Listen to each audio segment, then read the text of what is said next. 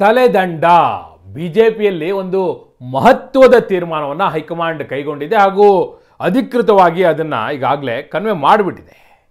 ಆಂತರಿಕವಾಗಿ ನೋಡಿ, ಸುಮ್ಮನೆ ಅಲ್ಲ, ಅಶ್ವಥ್ ನಾರಾಯಣ್ ಅವರ ಮನೆಯಲ್ಲಿ ನಡೆದಂಥ ಸಭೆ ಸುಮ್ಮನೆ ಅಲ್ಲ, ಇದನ್ನು ಕನ್ವೆ ಮಾಡುವ ಉದ್ದೇಶವೇ ಇತ್ತು.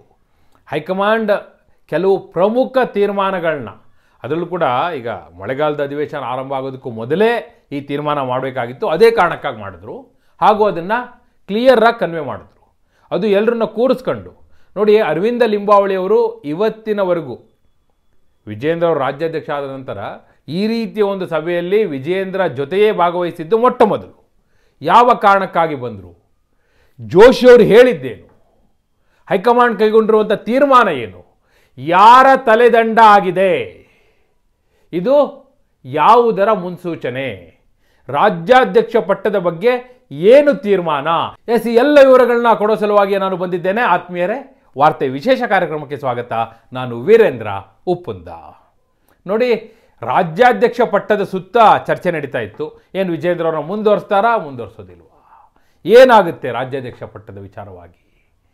ಈಗಾಗಲೇ ರಾಷ್ಟ್ರೀಯ ಅಧ್ಯಕ್ಷರ ಆಯ್ಕೆಗೂ ಮೊದಲು ರಾಜ್ಯಾಧ್ಯಕ್ಷ ಸ್ಥಾನದ ತೀರ್ಮಾನ ಆಗಬೇಕು. ಸುಮಾರು 5-6 ರಾಜ್ಯಗಳದ್ದು ಬಾಕಿ ಇದೆ. ಉತ್ತರ ಪ್ರದೇಶ, ತೆಲಂಗಾಣ, ಮಧ್ಯಪ್ರದೇಶ, ಕರ್ನಾಟಕ ಇವೆಲ್ಲವೂ ಕೂಡ ಆ ಲಿಸ್ಟಲ್ಲಿ ಇರೋವಂಥದ್ದು. ಇನ್ನೇನು ಪಾರ್ಲಿಮೆಂಟ್ ಸೆಷನ್ ಸ್ಟಾರ್ಟ್ ಆಗೋದಕ್ಕೂ ಮೊದಲು ರಾಷ್ಟ್ರೀಯ ಅಧ್ಯಕ್ಷರ ಘೋಷಣೆ ಆಗುವಂಥದ್ದಿದೆ, ಅದಕ್ಕೂ ಮೊದಲು ರಾಜ್ಯಾಧ್ಯಕ್ಷರದ್ದು ಆಗಬೇಕಿಲ್ಲಿ. ಹಾಗಾದರೆ ಏನು, ಅಮಿತ್ ಶಾ ಅವರು ಬಂದ ಕ್ಲಿಯರ್ ಆಗಿ ಹೇಳೋಗಿದ್ರು. ನೋಡಿ, ಸದ್ಯ ವಿಜೇಂದ್ರ ಅವ್ರನ್ನ ಏಕಾಏಕಿ ರಾತ್ರೋರಾತ್ರಿ ಕೆಳಗಿಳಿಸುವಂಥ ಆಲೋಚನೆಯಲ್ಲಿ ಇಲ್ಲ ನಾವು. ಇದು ಲಾಸ್ಟ್ ಚಾನ್ಸ್ ನಿಮಗೆ ಕೊಡ್ತಾ ಇದ್ದೀವಿ, ಎಲ್ಲರನ್ನೂ ಒಟ್ಟಿಗೆ ತೆಗೆದುಕೊಂಡು ಹೋಗ್ಲಿಕ್ಕೆ ಹೇಳಿ, ಹೋರಾಟವನ್ನು ತೀವ್ರಗೊಳಿಸಿ. ಯಡಿಯೂರಪ್ಪನವರೇ, ನೀವೇ ಹೋಗಿ ಪಾರ್ಟಿ ಆಫೀಸ್ಗೆ, ಎಲ್ಲರ ಜೊತೆ ನೀವೇ ಮಾತಾಡಿ. ಎಷ್ಟೋ ಜನ ಸೀನಿಯರ್ಸ್ ವಿಜೇಂದ್ರ ನಾಯಕತ್ವ ಒಪ್ಪಲಿಕ್ಕೆ ರೆಡಿ ಇಲ್ಲ, ಆದರೂ ನಾವು ಕೂರಿಸಿದ್ದೀವಿ. ಆದರೆ ಏನು ಮಾಡ್ತಾ ಇದ್ರಿ ನೀವು, ಸಂಘಟಿತವಾಗಿ ಹೋರಾಟ ಆಗ್ತಾ ಇಲ್ಲ, ಮಾಡಿ ಅದನ್ನು ಇದು ಕೊನೆಯ ಅವಕಾಶ ಅಂತ ಹೇಳೋದ್ರು. ಯಡಿಯೂರಪ್ಪನವರು ದಿಡು ಅಂತ ಓಡಿ ಬಂದರು ಜಗನ್ನಾಥ ಭವನಕ್ಕೆ. ಎಷ್ಟರ ಮಟ್ಟಿಗೆ ಅಂದರೆ ಸೋಷಿಯಲ್ ಮೀಡಿಯಾ ಸಭೆಗೂ ಹೋಗಿ ಕೂತ್ಕೊಂಡು ಅವರು ತಮ್ಮ ಸಲಹೆಗಳನ್ನ ಕೊಡೋ ಮಟ್ಟಿಗೆ ಆ್ಯಕ್ಟಿವ್ನೆಸ್ನ ತೋರಿಸಿದ್ರು. ಅದರ ಬೆನ್ನಲ್ಲೇ ಸರಣಿ ಸಭೆಗಳಾಯಿತು. ಸೋಮಣ್ಣ ಮೀಟಿಂಗ್ ಮಾಡಿದ್ರು, ಜೋಶಿಯವ್ರು ಮೀಟಿಂಗ್ ಮಾಡಿದ್ರು, ರಾತ್ರಿ ಸಭೆಗಳೆಲ್ಲ ನಡೀತು. ದೆಹಲಿಗೆ ಹೋಗಿ ಬಂದರು, ಆರ್ ಅಶೋಕ್ ಡೆಲ್ಲಿಗೆ ಹೋದರು, ವಿಜೇಂದ್ರ ಡೆಲ್ಲಿಗೆ ಹೋದರು. ಈಗ ಅದರ ರಿಸಲ್ಟ್ ನಿಮ್ಮ ಎದುರುಗಡೆ ಬಂದಿದೆ. ಒಂದು ತಲೆದಂಡ ಆಗಿದೆ. ಯಾರ ತಲೆದಂಡ ನೋಡಿ, ಒಂದು ವಿಜೇಂದ್ರ ಅವರು ಸದ್ಯಕ್ಕಂತೂ ಕಂಟಿನ್ಯೂ ಮಾಡೋದು ಅಂತ ತೀರ್ಮಾನ ಆಗಿದೆ. ಅದು ನಾ ಈ ಹಿಂದೆ ನಿಮಗೆ ಸ್ಟೋರಿ ಮಾಡಿ ಹೇಳಿದ್ದೆ, ಅದರಲ್ಲಿ ಯಾವುದೇ ಅನುಮಾನ ಇಲ್ಲ. ಸುಮ್ಮನೆ ಅಲ್ಲ, ಸೋಮಣ್ಣ ಅಧ್ಯಕ್ಷ ಆಗ್ತಾರೆ, ಬೊಮ್ಮಾಯಿ ಕೇಂದ್ರ ಮಂತ್ರಿ ಆಗ್ತಾರೆ, ಅವೆಲ್ಲ ಈಗ ಸದ್ಯಕ್ಕೆ ಆ ಯಾವ ಚರ್ಚೆಯೂ ಕೂಡ ಪ್ರಸ್ತುತವೇ ಅಲ್ಲ. ಅಮಿತ್ ಶಾ ಅವರು ಕ್ಲಿಯರ್ ಆಗಿ ಹೇಳೋಗಿದ್ರು. ನಾನು ನಿಮಗೆ ಆ ಸ್ಟೋರಿ ಮಾಡಿ ಸ್ಪಷ್ಟವಾಗಿ ಹೇಳಿದ್ದೆ, ಅದರಲ್ಲಿ ಯಾವ ಅನುಮಾನವೂ ಉಳಿದಿರಲಿಲ್ಲ. ಪ್ರಶ್ನೆ ಇದ್ದದ್ದು ಯಾವುದು ಗೊತ್ತಾ, ವಿಪಕ್ಷ ನಾಯಕನ ಸ್ಥಾನದ್ದು, ಅದರ ಬಗ್ಗೆ ತೀರ್ಮಾನ ಆಗಿದೆ. ಕೇವಲ ತಲೆದಂಡ ಆಗಿರೋದಷ್ಟೇ ಅಲ್ಲ. ನಿಮಗೆ ಗೊತ್ತಾಯ್ತೀಗ ತಲೆದಂಡ ಯಾರ್ದು ಅಂತ, ಬೇರೆ ಯಾರ್ದು ಅಲ್ಲ. You are absolutely right. ಯಾಕೆ ಅಶೋಕ್ ಅವರು ಎದ್ದು ಬಿದ್ದು ಡೆಲ್ಲಿಗೆ ಹೋದ್ರು ಅಂದರೆ ಇದೇ ಕಾರಣಕ್ಕಾಗಿ. ಅಶೋಕ್ ಅವರು ದೆಹಲಿಗೆ ಹೋದ ಉದ್ದೇಶವೇ ಇದು. ಸಹಜವಾಗಿ ವಿರೋಧ ಪಕ್ಷದ ನಾಯಕನ ಸ್ಥಾನಕ್ಕೆ ಕಂಟಕ ಬಂದಿದೆ ಅಂತಲೇ ಅವ್ರಿಗೆ ಗೊತ್ತಾಯಿತು. ಗೊತ್ತಾದ ಕೂಡಲೇ ಡೆಲ್ಲಿಗೆ ಹೊಡೆದ್ರು ಅವರು. ಜೋಶಿ ಅವ್ರನ್ನ ಭೇಟಿ ಆದರು, ನಡ್ಡಾ ಅವ್ರನ್ನ ಮೀಟ್ ಆದರು. ಎಲ್ಲರನ್ನು ಭೇಟಿಯಾಗಿ ಇಲ್ಲ, ಯಾವ ಕಾರಣಕ್ಕೂ ನನ್ನ ಈಗ ಡಿಸ್ಟರ್ಬ್ ಮಾಡಲಿಕ್ಕೆ ಹೋಗಬೇಡಿ, ಅವಕಾಶ ಕೊಡಿ. ಎಲ್ಲರ ಆಕ್ರೋಶ ಇರೋದು ವಿಜೇಂದ್ರ ವಿರುದ್ಧ. ಅವರು ನನ್ನನ್ನು ಕೆಳಗಿಳಿಸುವ ಮೂಲಕ ತಮ್ಮ ಸ್ಥಾನವನ್ನು ಗಟ್ಟಿ ಮಾಡ್ಕೊಳ್ಳಿಕ್ಕೆ ನೋಡ್ತಾ ಇದ್ದಾರೆ ಅನ್ನೋ ಮಾತನ್ನು ಹೇಳಿದ್ರು. ಹೀಗಾಗಿ ಸಹಜವಾಗಿ ಚರ್ಚೆ ಏನು ಬಂತು, ಅಶೋಕ್ ಅವರು ಡೆಲ್ಲಿಗೆ ಹೋಗಿರೋದೆ ತಮ್ಮ ಕುರ್ಚಿಯನ್ನು ಉಳಿಸ್ಕೊಳ್ಳೋ ಸಲುವಾಗಿ ಅನ್ನುವಂಥ ಚರ್ಚೆ ನಡೀತಾ ಇತ್ತು. ಆದರೆ ಇಲ್ಲಿ ಕ್ಲಿಯರ್ ಡಿಸಿಷನ್ನ ಹೈಕಮಾಂಡ್ ತೆಗೆದುಕೊಂಡಿತ್ತು. ಈಗ ಒಂದಷ್ಟು ಸಂಘಟನಾತ್ಮಕ ಬದಲಾವಣೆಗಳು ಮಾಡಬೇಕು ಅನ್ನೋದೇ ಆದರೆ ಮೊದಲು ಕೀ ಪೊಸಿಷನ್, ಆಯಕಟ್ಟಿನ ಸ್ಥಾನಗಳಲ್ಲಿ ಬದಲಾವಣೆ ಮಾಡಬೇಕು ಅನ್ನೋಂಥ ತೀರ್ಮಾನ ಮಾಡಿದ್ರು. ಸದ್ಯಕ್ಕೆ ರಾಜ್ಯಾಧ್ಯಕ್ಷ ಸ್ಥಾನ ಬದಲಾವಣೆ ಇಲ್ಲ ಆದ ಕೂಡಲೇ ವಿರೋಧ ಪಕ್ಷದ ನಾಯಕನ ಸ್ಥಾನ. ಹಾಗಾದರೆ ಯಾರ ಹೆಸರು ಅದಕ್ಕೆ ನೋಡಿ, ಹಿಂದುಳಿದ ವರ್ಗದ ನಾಯಕತ್ವವನ್ನು ಬೆಳೆಸಬೇಕಾಗಿದೆ. ಹೀಗಾಗಿ ಹಿಂದುಳಿದ ವರ್ಗದ ನಾಯಕರನ್ನು ಆ ಸ್ಥಾನಕ್ಕೆ ತರಬೇಕು ಅನ್ನುವಂಥ ತೀರ್ಮಾನಕ್ಕೆ ಹೈಕಮಾಂಡ್ ಬಂದಿತ್ತು. ಅದನ್ನೇ ಇವತ್ತು ಕನ್ವೆ ಮಾಡಿದ ಕೂಡ. ಹಾಗೆ ಹಿಂದುಳಿದ ವರ್ಗದ ನಾಯಕತ್ವವನ್ನು ಬೆಳೆಸಬೇಕು ಅಂದ ಕೂಡಲೇ ಮೊದಲು ಮುನ್ನೆಲೆಗೆ ಬಂದಂಥ ಹೆಸರೇ ಸುನಿಲ್ ಕುಮಾರ್ ಅವ್ರದ್ದು. ವಿ ಸುನಿಲ್ ಕುಮಾರ್, ಕಾರ್ಕಳದ ಶಾಸಕ ವಿ ಸುನಿಲ್ ಕುಮಾರ್ ಅವರ ಹೆಸರು ಮುನ್ನೆಲೆಗೆ ಬಂತು.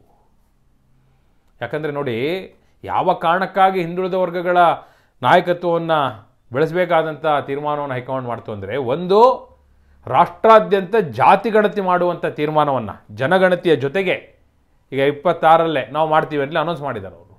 ಜೊತೆಗೆ ರಾಜ್ಯದಲ್ಲಿ ಸಿದ್ದರಾಮಯ್ಯನವರಿಗೆ ತೀವ್ರವಾದ ಹಿನ್ನಡೆ ಆಗ್ತಾ ಇದೆ. ಜಾತಿ ಗಣತಿ ಈಗಾಗಲೇ ನೀವು ಗಮನಿಸಿದಿರಿ, ಸಿದ್ದರಾಮಯ್ಯವ್ರಿಗೆ ಎಂಥ ಸೆಟ್ಬೇಕಾಯಿತು, ಅವ್ರು ಏನೂ ಮಾಡಲಿಕ್ಕೆ ಆಗದಂಥ ಪರಿಸ್ಥಿತಿ. ಅವರು ಜಾತಿ ಗಣತಿಯನ್ನು ಮಾಡಿಸಿದ್ದನ್ನು ಅದನ್ನು ಕೇವಲ ತಾತ್ವಿಕವಾಗಿ ಒಪ್ಪಿಗೆಗೆ ಅಷ್ಟೇ ಸೀಮಿತ ಆಯಿತು. ಈಗ ಹೊಸದಾಗಿ ಜಾತಿ ಗಣತಿ ಮಾಡಿಸುವಂಥ ಪರಿಸ್ಥಿತಿ ಬಂತು. ಹೈಕಮಾಂಡ್ ಅವ್ರಿಗೆ ಕ್ಯಾರೆ ಅಂತಿಲ್ಲ. ಹೀಗಾಗಿ ಯಾವಾಗ ಸಿದ್ದರಾಮಯ್ಯನವರಿಗೆ ಕಾಂಗ್ರೆಸ್ ಮನ್ನಣೆಯನ್ನು ಕೊಡ್ತಾ ಇಲ್ಲ, ಮಹತ್ವ ಕೊಡ್ತಾ ಇಲ್ಲ, ಅವ್ರನ್ನ ಹಿಂದಕ್ಕೆ ತಳ್ತಾ ಇದೆ, ಡಿ ಕೆ ಶಿವಕುಮಾರ್ಗೆ ಹೆಚ್ಚಿನ ಮಹತ್ವ ಕೊಡ್ತಾ ಇದೆ ಅನ್ನೋದು ಕ್ಲಿಯರ್ ಆಯಿತು.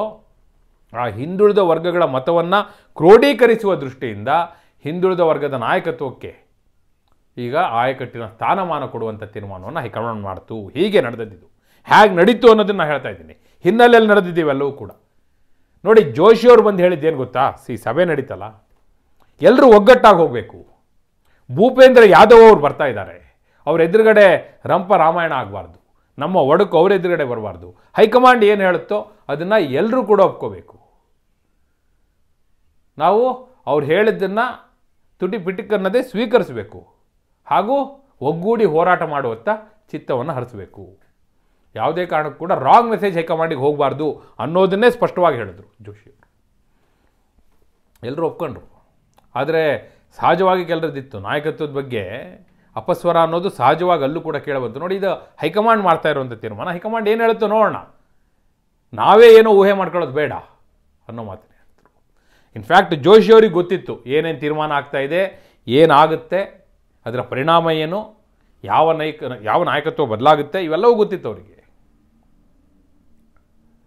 ಬಹುಶಃ ಈಗ ಏನೊಂದು ದಾಳವನ್ನು ಉರುಳಿಸಿದಾರಲ್ಲ, ಈ ದಾಳ ಮುಂದಿನ 6 ತಿಂಗಳ ಮಟ್ಟಿಗೆ, 6 ತಿಂಗಳಲ್ಲಿ ರಾಜ್ಯದಲ್ಲಿ ಏನೆಲ್ಲ ಬದಲಾವಣೆ ಆಗುತ್ತೆ, ಕಾಂಗ್ರೆಸ್ ಸರ್ಕಾರದಲ್ಲಿ ಅಲ್ಲಿ 2.5 ವರ್ಷ ಆದ ಕೂಡಲೇ ಏನೇನು ತಲ್ಲಣ ಆಗುತ್ತೆ ಅದೆಲ್ಲ ನೋಡ್ಕೊಂಡು ಮತ್ತೆ ಮುಂದಿನ ಪ್ಲಾನ್ನ ರೆಡಿ ಮಾಡ್ತಾರೆ. ಅದಕ್ಕೋಸ್ಕರ ಕಾಯ್ತಾ ಇದ್ದಾರೆ. ಇದೊಂದು ರೀತಿ ಟೆಂಪ್ರವರಿ ಚೇಂಜ್, ಇದು ಟೆಂಪ್ರವರಿ ಅಡ್ಜಸ್ಟ್ಮೆಂಟ್ ಮಾಡಿರೋದು. ಅಂದರೆ ಏಕಾಏಕಿ ಈಗ ರಾಜ್ಯಾಧ್ಯಕ್ಷ ಸ್ಥಾನವನ್ನು ಬದಲಾವಣೆ ಮಾಡೋದಕ್ಕಿಂತ ಇನ್ನು 6 ತಿಂಗಳು ನೋಡಿಕೊಂಡು ಏನೇನಾಗುತ್ತೆ ಕಾಂಗ್ರೆಸ್ಸಲ್ಲಿ ಅದನ್ನು ಆಧರಿಸಿ ಮುಂದಿನ ತೀರ್ಮಾನವನ್ನು ಮಾಡೋಣ ಅನ್ನುವ ಲೆಕ್ಕಾಚಾರದಲ್ಲಿ ಈಗ ಈ ಡಿಸಿಷನ್ನ ಮಾಡಿದ್ದಾರೆ. ಬಹುತೇಕ ಈ ಅಧಿವೇಶನದ ಹೊತ್ತಿಗೆ ಇವೆಲ್ಲವೂ ಕೂಡ ಅಧಿಕೃತವಾಗಿ ಘೋಷಣೆಯಾಗಿ ಸುನಿಲ್ ಕುಮಾರ್ ವಿರೋಧ ಪಕ್ಷದ ನಾಯಕರಾಗಿ ಹಾಗೂ ವಿಜಯೇಂದ್ರ ರಾಜ್ಯಾಧ್ಯಕ್ಷರಾಗಿ ಮುಂದುವರಿಯುವಂಥ ಘೋಷಣೆಯೂ ಆಗಿ, ಜೊತೆಗೆ ನಾನು ಹೇಳ್ತೀನಿ ಕೇಳಿ, ಪದಾಧಿಕಾರಿಗಳ ಆಯ್ಕೆ ಕೂಡ ಪ್ರೋಸೆಸ್ ಶುರು ಆಗುತ್ತೆ. ಆ ಪದಾಧಿಕಾರಿಗಳ ಆಯ್ಕೆಯ ಸಂದರ್ಭದಲ್ಲೇ ಕೋರ್ ಕಮಿಟಿ ಪುನರ್ರಚನೆ ಆಗುತ್ತೆ.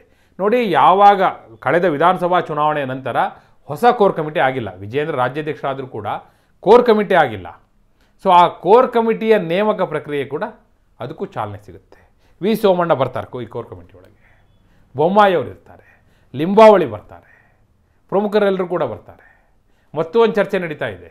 ಈಗ ರೇಣುಕಾಚಾರ್ಯ ಅವ್ರನ್ನ ಉಚ್ಚಾಟನೆ ಮಾಡಬೇಕು ಅಂತಲೇ ರೆಬಲ್ ನಾಯಕರೆಲ್ಲ ಪಟ್ಟಿಟ್ಕೊಂಡಿದ್ರಲ್ಲ, ಒಂದು ವೇಳೆ ರೇಣುಕಾಚಾರ್ಯ ಅವ್ರನ್ನ ಉಳಿಸ್ಕೊಳ್ಳೋದೇ ಆದರೆ ಯತ್ನಾಳ್ ಅವ್ರನ್ನ ತನ್ನಿ ಅನ್ನೋ ಮಾತನ್ನು ಹೇಳ್ತಾ ಇದ್ದಾರೆ. ಸೊ ಅದ್ರ ಬಗ್ಗೆ ಕೂಡ ತೀರ್ಮಾನ ಆಗಬೇಕಾಗಿದೆ. ಇವೆಲ್ಲವೂ ಕೂಡ ಮುಂದಿನ 6 ತಿಂಗಳಲ್ಲಿ ಹಂತ ಹಂತವಾಗಿ ಆಗುವಂಥ ತೀರ್ಮಾನಗಳು. ಆ ದೃಷ್ಟಿಯಿಂದ ನೋಡೋದಾದರೆ BJP ಒಂದಷ್ಟು ಪ್ರಮುಖ ತೀರ್ಮಾನವನ್ನು ತೆಗೆದುಕೊಳ್ಳುವ ಮೂಲಕ ಸಂಘಟನಾತ್ಮಕವಾದಂಥ ಮಹತ್ವದ ತಿರುವಿಗೆ ಬಂದು ನಿಂತಿದೆ. ಸಂಘಟನಾತ್ಮಕವಾದ ತೀರ್ಮಾನಗಳು ಈ ಹಿಂದೆ ಆಗಬೇಕಿತ್ತು, ಈಗ ಆಗಿದೆ. ಹಾಗೂ ಹೋರಾಟ, ರಾಜ್ಯ ಸರ್ಕಾರದ ವಿರುದ್ಧ ಹೋರಾಟ ಚುರುಕುಗೊಳಿಸಲಿಕ್ಕೂ ಕೂಡ ಎಲ್ಲರನ್ನೂ ಅಣಿಗೊಳಿಸಿದ್ದಾರೆ. ಈ ಒಂದು ತೀರ್ಮಾನ, BJP ಹೈಕಮಾಂಡ್ನ ಈ ತೀರ್ಮಾನ ಯಾವ ರೀತಿಯಲ್ಲಿ ಇಂಪ್ಯಾಕ್ಟ್ ಆಗ್ಬೋದು? ವಿಜೇಂದ್ರ ಅವ್ರನ್ನ ರಾಜ್ಯಾಧ್ಯಕ್ಷರನ್ನಾಗಿ ಮುಂದುವರಿಸಿ ಸುನಿಲ್ ಕುಮಾರ್ ಅವ್ರನ್ನ ವಿರೋಧ ಪಕ್ಷದ ನಾಯಕರನ್ನಾಗಿ ತಂದದ್ದೇ ಆದರೆ ಅದು ಒಂದಷ್ಟು ಚುರುಕನ್ನು ತರಬಹುದಾ ಸಂಘಟನೆಯಲ್ಲಿ? ಒಂದು ರೀತಿ ಜಡ್ಡು ಹಿಡಿದ ಹಾಗೆ ಏನಾಗಿದೆ, ಅದಕ್ಕೆ ಒಂದಷ್ಟು ಚುರುಕು ಸಿಗ್ಬೋದಾ? ಹಾಗೆ ಮುಂದಿನ 6 ತಿಂಗಳಲ್ಲಿ ಆಗುವಂಥ ಬದಲಾವಣೆ ಹೇಳಿದ್ನಲ್ಲ, ಅದು ಕೋರ್ ಕಮಿಟಿಯ ಬದಲಾವಣೆ, ಪದಾಧಿಕಾರಿಗಳ ಬದಲಾವಣೆ, ಹಾಗೆ ಯತ್ನಾಳವ್ರನ್ನ ವಾಪಸ್ ತರುವಂಥದ್ದು, ಇಂಥದ್ದೆಲ್ಲ ಪ್ರಕ್ರಿಯೆಗಳಿಗೆ ಏನಾದರೂ ಚಾಲನೆ ಸಿಕ್ಕಿದ್ದೇ ಆದರೆ ಆಗ ಯಾವ ರೀತಿಯ ಪರಿಣಾಮ ಆಗ್ಬೋದು? ಯತ್ನಾಳವ್ರು ವಾಪಸ್ ಬರಬೇಕಾ ಬಿ ಜೆ ಪಿಗೆ? ಯಾರು ರಾಜ್ಯಾಧ್ಯಕ್ಷರಾಗಬೇಕು? ವಿಜೇಂದ್ರ ಅವ್ರನ್ನೇ ಮುಂದಿನ ಚುನಾವಣೆಯವರೆಗೂ ಕೂಡ ಮುಂದುವರಿಸಬೇಕಾ? ನಿಮ್ಮ ಅಭಿಪ್ರಾಯವನ್ನು ಕಮೆಂಟ್ ಮೂಲಕ ತಿಳಿಸಿ. ಹಾಗೆ ನೀವಿನ್ನು ವಾರ್ತೆ ಚಾನಲ್ನ ಸಬ್ಸ್ಕ್ರೈಬ್ ಮಾಡಿಲ್ಲ ಅಂದರೆ ಈಗಲೇ ಸಬ್ಸ್ಕ್ರೈಬ್ ಮಾಡಿ. ಧನ್ಯವಾದ.